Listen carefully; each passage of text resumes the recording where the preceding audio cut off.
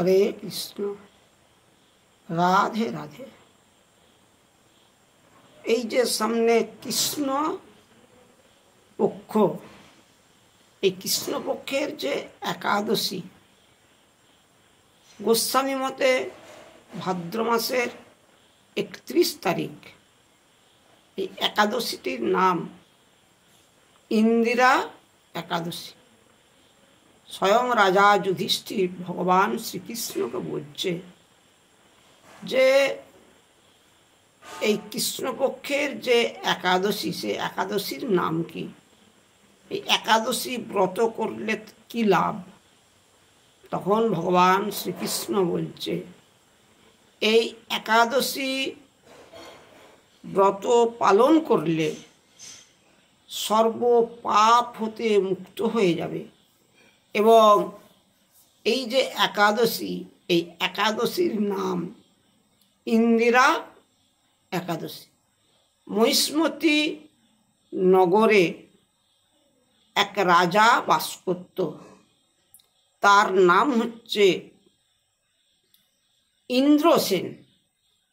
একদিন নারদ মুনি ওই ইন্দ্রসেনের রাজসভায় যখন আসলেন, রাজা নারদ মুনিকে প্রণাম করলেন, বসতে আসন দিলেন। ওই রাজাকে বলছে, রাজামশাই, আমি ব্রহ্মলোক হতে যমলোকে গিয়েছিলাম, সেখানে তোমার পিতার সঙ্গে সাক্ষাৎ। তিনি এখনো যমলোকে আছে। তুমি এই কৃষ্ণপক্ষের ইন্দিরা একাদশী ব্রত পালন করে তোমার বাবার উদ্দেশ্যে উৎসর্গ করো। তোমার পিতা ওই যমলোক থেকে বিষ্ণুলোক প্রাপ্তি হয়ে যাবে। এই একাদশী করতে হলে কি করতে হবে?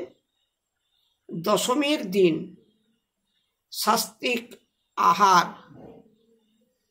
এবং পরের দিন উপবাস করে সারা দিন রাত্রি হরিকথা বদনে বলে হরিকথা শ্রবণ করে দিন কাটাতে হবে।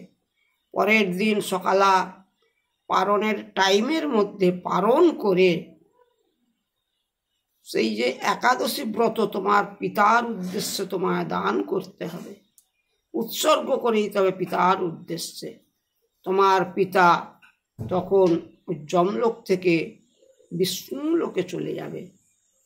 এই একাদশীর এমন গুণ, একাদশী ব্রত করলে সর্ব দোষ থেকে আমরা মুক্ত পেয়ে যাই। ব্রতের শ্রেষ্ঠ একাদশী, তাই ভাদ্র মাসের 31 তারিখ গোস্বামী মতে এবং শাস্ত্র মতে একাদশী, এবং আশ্বিন মাসের 1 তারিখ নির্বাক সম্প্রদায় মতে।